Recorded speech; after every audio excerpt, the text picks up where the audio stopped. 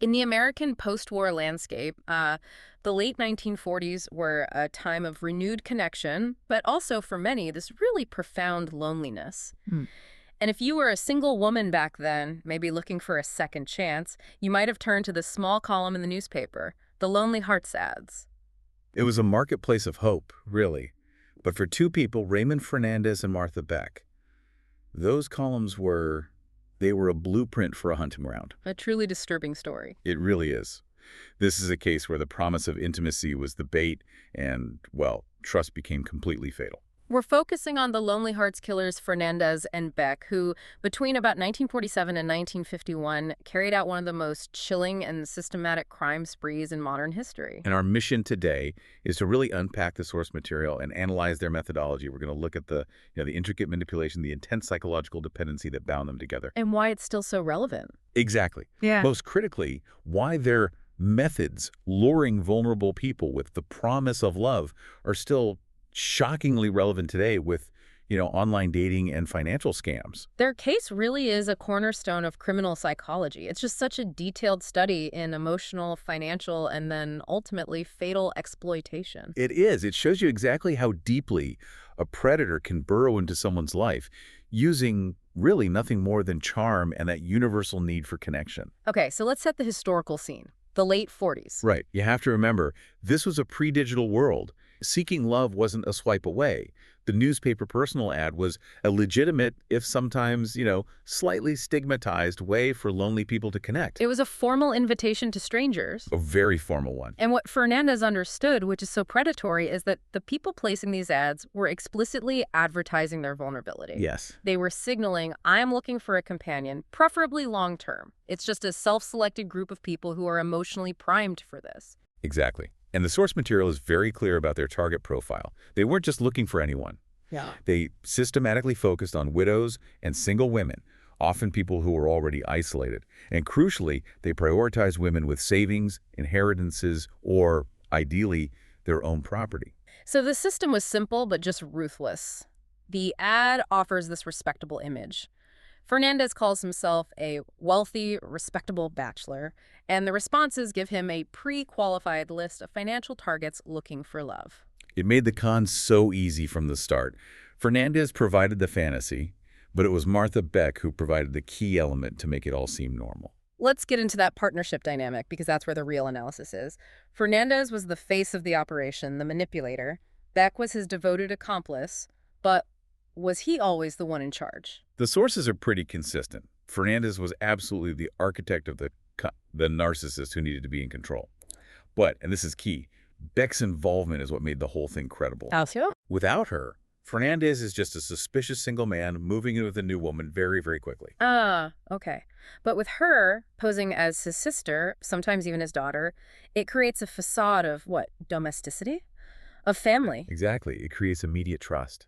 Think about it. A woman inviting another woman into her home is a completely different thing than inviting a strange man. A much safer proposition, or so it seems. That's the key detail. Uh. She was the one who dissolved any initial suspicion. She was like a layer of protection for the scam. So to understand why she would do that, we have to look at their psychology. Let's start with Raymond Fernandez. Born in 1914, unstable childhood. But the big thing everyone points to is a severe head injury he had as a teenager. It's a classic debate in criminal psychology, right? Yeah. Nature versus nurture, or in this case, nature versus trauma. The sources note that after that injury, which was quite serious, he had these huge behavioral shifts. Some experts will argue that this physical damage, maybe to his frontal lobe, directly contributed to his lack of empathy, his violent tendencies. But what's the other side of that argument? Is relying on the head injury just, letting him off the hook for being a profound narcissist? Precisely. Other experts suggest that while the injury might have, say, lowered his inhibitions, it was really just a convenient excuse for a man who was already deeply manipulative and narcissistic. His criminality came from a psychological need to dominate and lie. Either way, he was a skilled liar with absolutely no moral compass. None. And that brings us to Martha Beck, who gives us this terrifying insight into emotional dependency. Her background was filled with trauma, childhood abuse, deep, deep insecurity. Monumental vulnerability. When she met Fernandez in 1947, she wasn't just looking for a companion. She was, in her mind, seeking salvation. She believed instantly he was her soulmate. So her main motivation was just fear. An overwhelming pathological fear of abandonment. Everything she did after that point was, to her, about keeping him. It's still a huge leap from that to murder.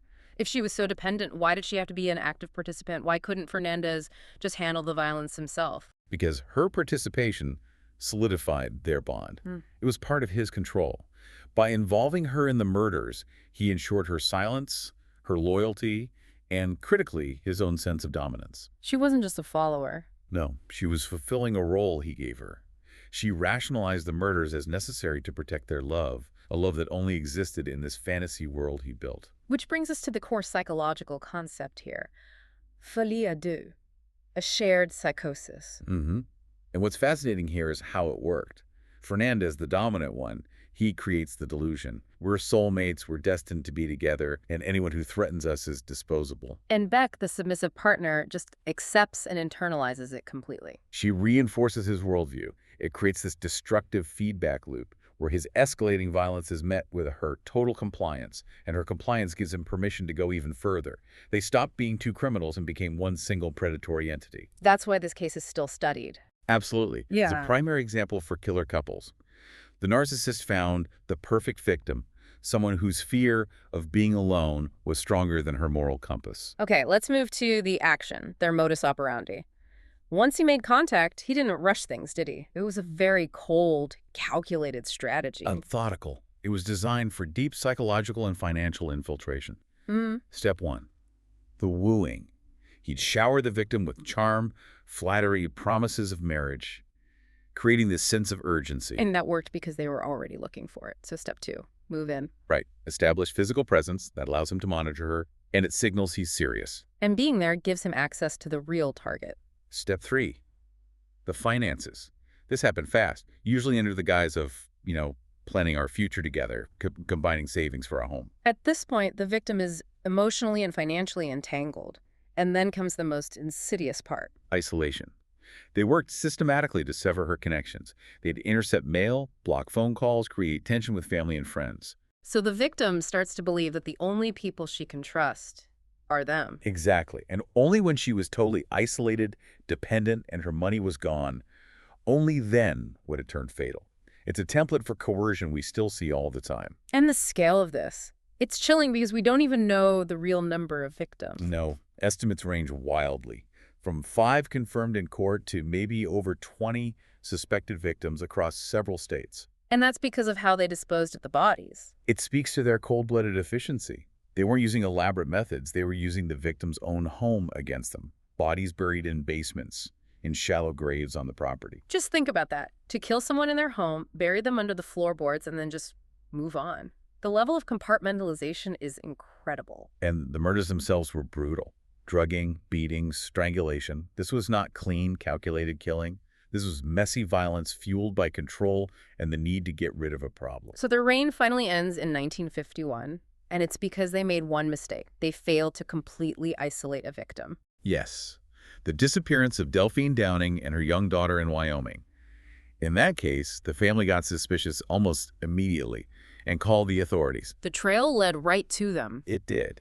And the interrogation dynamics tell you everything you need to know about them. Fernandez, ever the narcissist, shows no remorse, tries to stay in control. But Beck's confession was a roadmap into their shared delusion. She didn't deny the murders. She confessed openly, but she kept insisting she did it all for love, to keep him. The trial was a media frenzy, of course. Oh, absolutely. The press called them monsters hiding behind romance. The public was just fascinated by this complete betrayal of trust. They were both found guilty, sentenced to death. And they were executed minutes apart at Sing Sing Prison on January 8, 1951, by electric chair. But their story didn't end there, not really. The psychological analysis just began. That's their ultimate legacy, that folie à deux dynamic. They proved how dangerous a mutual, self-reinforcing delusion can be. His need to control met her primal need for attachment. And it created the synergistic violence that neither might have committed alone. Exactly. It's a fundamental piece of learning for anyone studying serial killer couples. And this story has cast such a long shadow. It inspired books, documentaries, and the 1970 cult film, The Honeymoon Killers. So what does this all mean for us today? I mean, why do a deep dive on a crime that used newspaper ads, something that's totally obsolete? Because the underlying mechanisms are identical to what we see now. Online dating scams, catfishing, coercive relationships, the vulnerability, loneliness, that hasn't changed at all, just the platform. This case is a crystal clear cautionary tale. Manipulation so often masquerades as affection. The bait is just updated. It's gone from a print ad promising stability to a sophisticated online profile promising excitement. Yeah. But the motive is the same. Financial and emotional exploitation. The steps Fernandez used, intimacy, financial access, isolation, they're the exact same steps used by modern con artists. Loneliness is an exploitable vulnerability. That's the lesson. And predators don't just find victims. They adapt their systems to whatever social tools give them the easiest access. Which leads us to a final thought for you to consider. Fernandez's system required him to physically move in with the victim to isolate them, a process that took time and effort in the 1940s. Now think about today.